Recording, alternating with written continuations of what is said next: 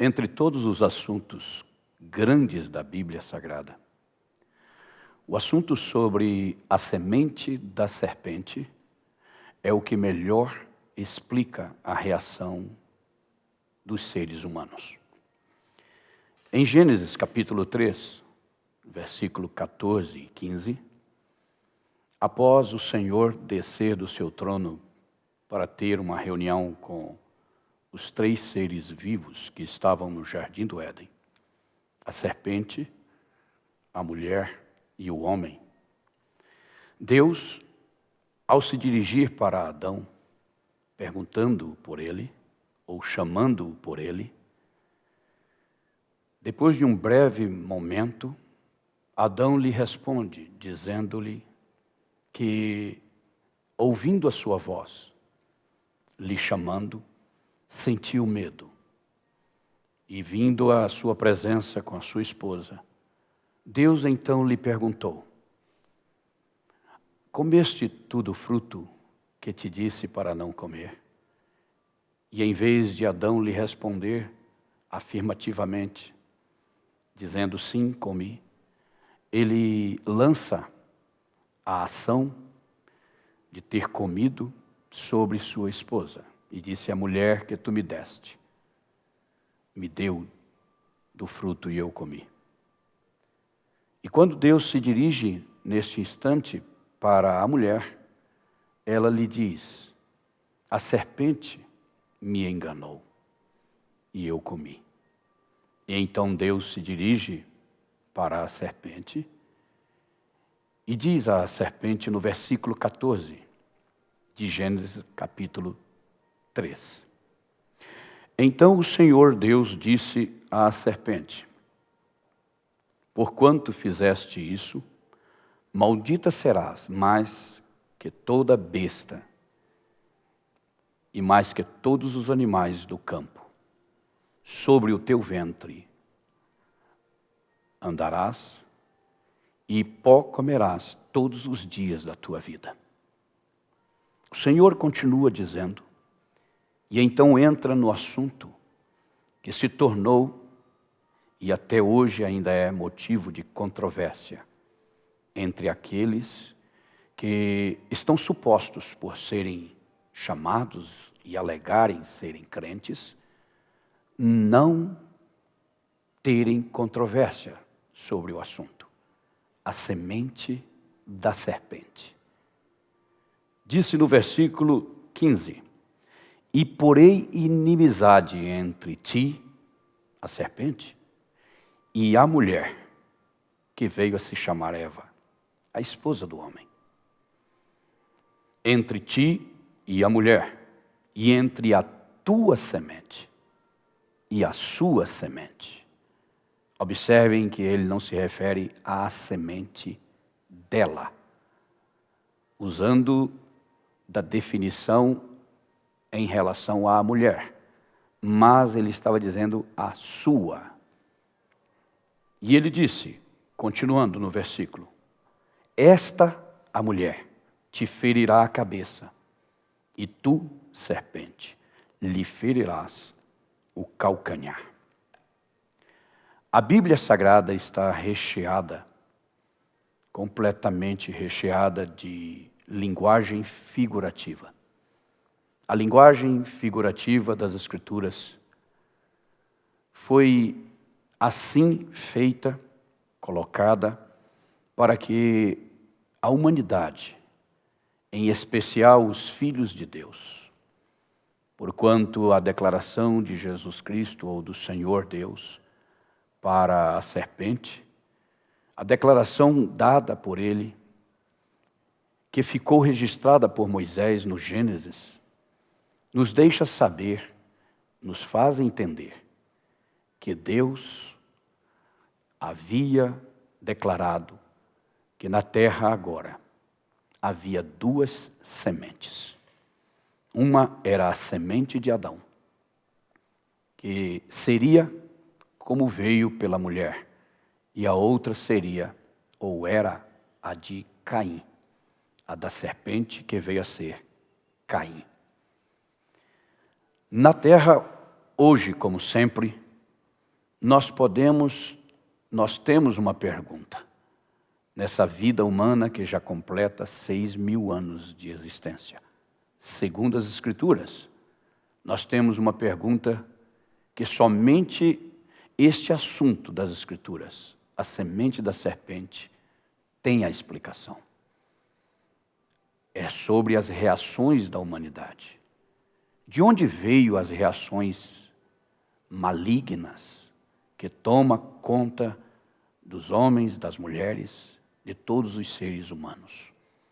De onde teria vindo essa natureza que se manifesta em forma de reação, o ímpeto humano, a reação consequente ou produto de um mal que toma lugar? Isso não poderia ter vindo de Deus, porque a Bíblia afirma que Deus é amor. Ele não tem amor, ele é o próprio amor, disse o apóstolo João na sua carta. Logo, nós temos que dar crédito às Escrituras, ainda que usando de linguagem figurativa. Linguagem esta que até os mais simples, até aqueles que não têm intelectualidade, não estão treinados em suas mentes para poderem entender as coisas dessa vida, as coisas da ciência, através da sua capacidade intelectual.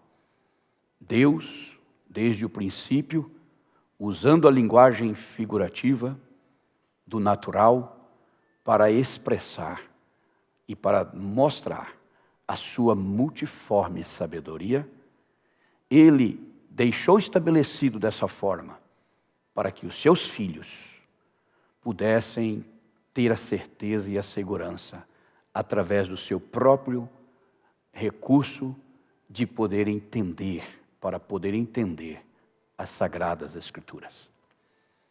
Nesta linguagem direta, sem nenhuma figura nela, figura natural, o Senhor diz à serpente que ela iria ser transformada e que comeria pó todos os dias da sua vida. Nós estamos falando de um ponto do assunto, nós estamos em um ponto do assunto que, na verdade, é após ao início deste acontecimento. Todos nós sabemos que a mulher, segundo a linguagem figurativa, ela desejou tomar do fruto daquela árvore. Aí está a linguagem figurativa. Porque Deus colocou isto desta forma, para que seus filhos pudessem entender o que representava aquela figura da árvore. O que representava ou o que representa a figura do fruto. Todavia, ela desejou aquele fruto. E desejando, ela tomou do fruto daquela árvore e o comeu. Segundo as Escrituras Sagradas, ela comeu depois o mesmo fruto com o seu marido. A Bíblia nos relata que essa linguagem figurativa, ela também foi usada pelo Senhor Jesus Cristo em Mateus capítulo 15, versículo 13. Aqui nas Escrituras de Mateus, nós podemos encontrar que Jesus Cristo, após tratar de um assunto a respeito da rejeição, a rejeição que os judeus manifestavam em relação a ele, como o Messias. Jesus Cristo havia comentado a respeito dessa rejeição deles.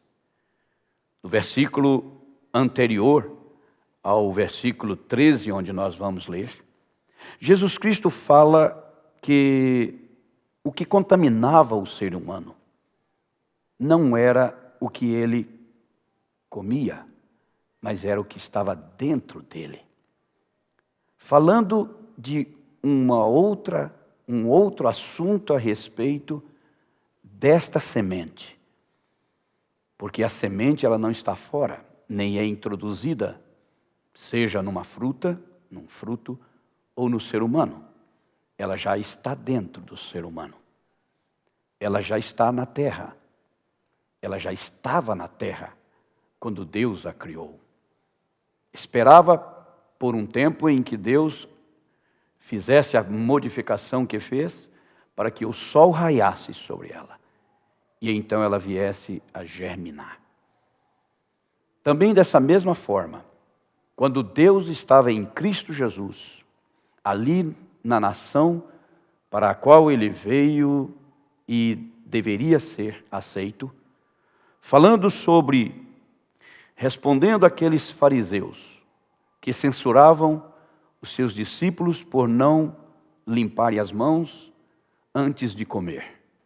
E Jesus Cristo disse: o que contamina o homem não é o que entra por sua boca, mas o que sai da sua boca. Aquilo que sai daquilo que já está dentro dele, a semente. E se referindo à semente, então eles entendendo a linguagem figurativa, ou uma linguagem agora direta, eles dizem, respondendo os seus discípulos, para Jesus, fazendo um comentário, que aqueles fariseus se escandalizaram com aquilo. Se escandalizaram pelo fato de não aceitarem aquela declaração, de que eles não tinham então uma semente. Eles eram conscientes, eles entendiam a linguagem figurativa, e eles se sentiram, pelo conceito religioso, se mostraram escandalizados pelo conceito religioso que tinham, de que Jesus Cristo os havia chamado, ou dito que eles não tinham a semente eleita e predestinada. Se referindo, é claro, àquele assunto do Jardim do Éden, de quando Deus falou para a serpente: porém inimizade entre ti e a mulher, entre a tua e a sua semente. Esta, a semente da mulher, te ferirá a cabeça, e tu lhe ferirás o calcanhar. No versículo 13, depois que os discípulos disseram para Jesus que, ouvindo os fariseus essa palavra, de que o que contamina o homem não é o que entra, como feijão, arroz e qualquer outro alimento, mas é o que sai por sua boca, porque sai do que está no seu coração, a semente da qual ele vem, se por a semente da serpente, ou se vem pela semente da mulher. Agora, observemos a resposta de Jesus no versículo 13. Ele, porém, respondendo, disse: toda planta que meu Pai não plantou, meu Pai celestial não plantou, será arrancada. Ele estava falando de um futuro, será arrancada. Ao mesmo tempo, ele estava dizendo que ela estava ali, porém não havia sido plantada pelo Pai, o Senhor, o Pai celestial. Aquele mesmo que conversou com a serpente lá no jardim, dizendo-lhe: porém inimizade entre ti e a mulher. Ali estava a inimizade mostrada mais uma vez. Quando Caim e Abel, os quais eram gêmeos, chegaram à idade da maturidade, da responsabilidade por suas almas. E quando o homem, a mulher, chega a essa idade, ele tem que tomar a sua decisão a respeito do que ele vai fazer da sua vida, da sua alma. Ele tem que optar por Deus ou por Satanás. E isso não quer dizer optar por uma igreja ou por uma religião. Mas Deus, que é fiel, envia a sua palavra de alguma maneira, e ainda que ela não seja enviada através de um pregador, através de uma literatura, através de uma uma reação ou uma ação sobrenatural, eu falo a respeito dos dons espirituais. Ainda que um homem não tenha visto ou ouvido nada vindo de Deus, a própria natureza, disse o apóstolo Paulo, que ela testifica de que há um Criador. E cada ser humano, ao chegar nessa idade da responsabilidade com a sua alma, ele tem que fazer a sua decisão. Se ele vai optar, decidindo por Deus, o Criador, ou ele vai optar pelo mundo no qual ele nasceu e foi criado e formou a sua personalidade. Jesus Cristo, dizendo isto para eles, ele, porém, respondendo, disse: toda planta que meu Pai não plantou, meu Pai Celestial não plantou, será arrancada. Eles entenderam que Jesus Cristo lhes estava falando. O que Jesus Cristo lhes estava falando? Essa linguagem natural, ou figurativa, usando o natural, o comer, usando a planta, usando a plantação, é uma ação natural da vida humana neste mundo natural. Mas é uma linguagem figurativa, porque usa a figura do natural para mostrar o espiritual em sua realidade. Salomão, o sábio, profeta e rei de Israel, em Provérbios capítulo 30, versículo 20, ele falando do que aconteceu ali no Jardim do Éden, o que se tornou uma prática na terra. Iniciando ali no Jardim do Éden, ele fala no capítulo 30 de Provérbios, versículo 20, tal é o caminho da mulher adúltera. Observe que ele fala de uma mulher que pratica o ato sexual, adúltera. Ela come e limpa a sua boca e diz: não cometi maldade. E diz: não cometi maldade. O Senhor Deus deixou essas escrituras registradas, as quais estavam ou estão até hoje veladas da humanidade, para serem desveladas através de um dom que Paulo, na sua carta aos Efésios, disse no capítulo 2. Ele disse que pela graça nós somos salvos. Mas essa salvação que é a graça, só é permitido que nós cheguemos a ela através dessa revelação, que é o desvelar de Deus. Deus deixou essa linguagem figurativa, natural, para que os homens incrédulos da sua palavra dissessem inescrupulosamente que Deus apenas deixou uma história de caronchinhas na Bíblia. Mas o grande impacto desse assunto, nas nossas vidas, nas vidas dos filhos de Deus, é que existem filhos de Deus nessa vida e nesse mundo, e existem filhos do diabo. Observem a escritura da segunda epístola do apóstolo Paulo aos Coríntios, quando ele diz claramente que ali no Jardim do Éden, no capítulo 11 da segunda carta aos Coríntios, Paulo falando a respeito daquela vida da igreja de Corinto, os quais na primeira carta ele disse e até diretamente falou que eles eram crentes carnais. Uma igreja que Paulo mesmo havia sido o pastor dela por 1 ano e 6 meses, segundo a história. E agora Paulo vem e na sua segunda carta, escrevendo para eles, disse: oxalá, ou tomara, que me suportasseis um pouco na minha loucura. O que era loucura para crentes naturais, não é loucura para crentes espirituais. Nós precisamos ser e ter uma mente espiritual. Como Paulo mesmo mencionou na carta aos Coríntios, a primeira, no capítulo 2, dizendo, mas nós temos a mente de Cristo. E esta é uma referência bíblica, por Paulo, de uma mente espiritual. Nós precisamos ser espirituais.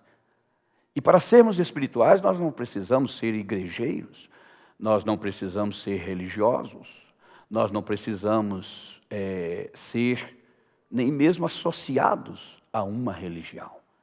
E defendê-la, nós devemos defender a revelação divina que nos revela a sua palavra. No capítulo 11 da segunda carta aos Coríntios, Paulo fala desta forma. No versículo 2 ele diz, porque estou zeloso de vós, com zelo de Deus, porque vos tenho preparado para vos apresentar como uma virgem. Como uma virgem. Ele está usando uma linguagem agora natural, mas falando a linguagem natural, se referindo à virgindade da mulher.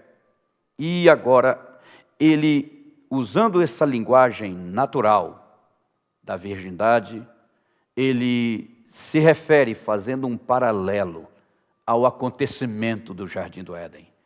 Observem, com toda atenção, observem. Porque vos tenho preparado para vos apresentar como uma virgem pura a um marido, a saber, a Cristo. Agora ele passa para a esfera espiritual e diz, mas temo que, assim como a serpente enganou Eva, ele estava falando, se referindo ou se reportando ao Jardim do Éden, ao acontecimento que tomou lugar ali. Mas para se reportar ao acontecimento do Jardim do Éden, ele fala de um acontecimento ou de uma ação natural dessa vida, que é o sexo. Porque ele diz, antes de declarar, mas temo que, como assim como a serpente enganou Eva, com a sua astúcia, assim também sejam de alguma sorte corrompidos os vossos sentidos e se apartem da simplicidade que há em Cristo. Ele estava falando na esfera espiritual a respeito da corrupção dos sentidos espirituais, dos vossos sentidos, e se apartem da simplicidade. Tudo isso é em relação à simplicidade, ou à vida espiritual, à vida cristã. Mas ele toma o acontecimento que tomou lugar no Jardim do Éden. Ele se reporta à virgindade. Mas temo que, assim como a serpente enganou a Eva, lá no Jardim do Éden, não foi maçã. Lá no Jardim do Éden, não foi uma fruta, foi um fruto. Lá no Jardim do Éden, não foi, embora a linguagem figurativa tenha usado uma árvore, tenha dito que ela tomou do seu fruto, não da sua fruta, de onde os homens, principalmente os religiosos, tiraram essa ideia, encontraram a ideia de que foi uma maçã. Quando Deus vem a ela e lhe dando, como ele disse para a serpente primeiramente, lhe determinando o castigo para ela. Pó comerás todos os dias da tua vida, rastejarás sobre o teu ventre. Ele se volta para a mulher e fala de que dali para frente ela teria sobremaneira dores no parto. O que tem a ver o parto com comer uma fruta ou uma maçã? O que tem a ver essas coisas? Quando ela, segundo as Escrituras, disse a Bíblia declara que ela desejou olhando para a árvore. Nossa mente imagina a mulher olhando para uma árvore, uma macieira, levantando sua cabeça, seu olhar para cima e escolhendo dentre as maçãs a mais vermelhada. Então foi ali, comeu, tomou e comeu. E depois trouxe para o seu marido. Isso é a nossa mente. É a mente natural. Mas se tivermos a mente de Cristo, nós vamos entender na resposta de Deus, quando disse, na declaração divina, melhor dizendo, quando disse para ela, e agora o teu desejo, este de comer da árvore proibido, o seu fruto, o teu desejo será para o teu marido. Até onde nós sabemos, nenhum marido pode despertar desejos na mulher que não sejam sexuais.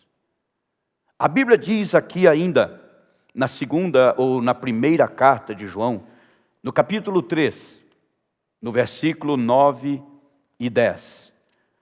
A Bíblia fala, quando João estava falando a respeito do engano religioso. Ele diz que ninguém deveria ser enganado. Filhinhos, ele chega a dizer, ninguém vos engane. Novamente falando, na esfera, no aspecto espiritual, ele fala, ninguém vos engane. E no versículo 9, depois de falar sobre o engano do diabo, que ele é quem vive pecando, ele diz no versículo 9, qualquer que é nascido de Deus, não vive na prática do pecado, porque a sua semente permanece nele. Ele afirma que os filhos de Deus não vivem pecando, como o diabo vive. O diabo peca através do ser humano, assim como os filhos de Deus obedecem a Deus com satisfação e alegria pelo Espírito Santo. Assim como os homens que pecam praticam o pecado pelo espírito do diabo, assim também os filhos de Deus. Eles praticam a obediência pelo amor divino através do Espírito de Cristo. E esse Espírito, o Espírito Santo, só pode vir aos seus filhos. Ele não pode vir aos que não são seus filhos. E é por isso que ele diz, qualquer que é nascido de Deus, no versículo 9, não vive na prática do pecado. Qualquer que é nascido de Deus, não vive na prática do pecado porque a sua semente permanece nele e não pode viver pecando, porque é nascido de Deus. Nisto são manifestos os filhos de Deus e os filhos do diabo. Nós então sabemos agora que há filhos de Deus e filhos do diabo. Qualquer que não pratica a justiça, e não ama a seu irmão, não é de Deus. Versículo 11. Porque esta é a mensagem que ouvistes desde o princípio, que nos amemos uns aos outros. Então nós podemos entender que Caim era do maligno. Observem o que a Bíblia diz. Não como Caim, que era do maligno e matou a seu irmão. E por que causa o matou? Porque as suas obras eram más e as de seu irmão justas. As obras são as práticas das quais ele fala.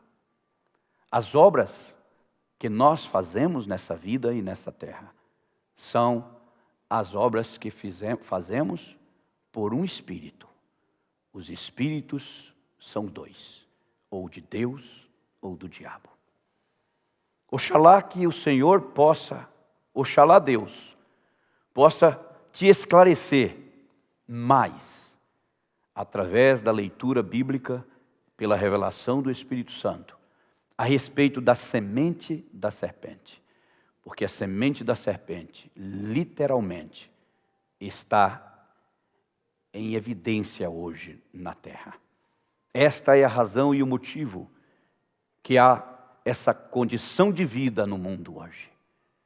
Não poderíamos pensar de forma alguma que o amor divino, a bondade de Deus, poderia ser estorvada ou superada, sobrepujada pelo ódio, pela maldade. E, no entanto, nós descobrimos isto, que hoje os homens, as mulheres, a humanidade em si, são pouquíssimos aqueles que amam o seu próprio inimigo. Como Jesus Cristo ensinou, aquilo era um contrassenso, aquilo era uma contradição para a vida do ser humano na terra, quando ele disse que nós deveríamos amar até mesmo aqueles que nos perseguem e orar por eles. Que Deus possa iluminar a sua alma, a sua mente, e você possa entender que a semente da serpente está em plena evidência hoje na vida, na terra, entre os seres humanos. Que Deus te abençoe, no nome do Senhor Jesus Cristo. Amém.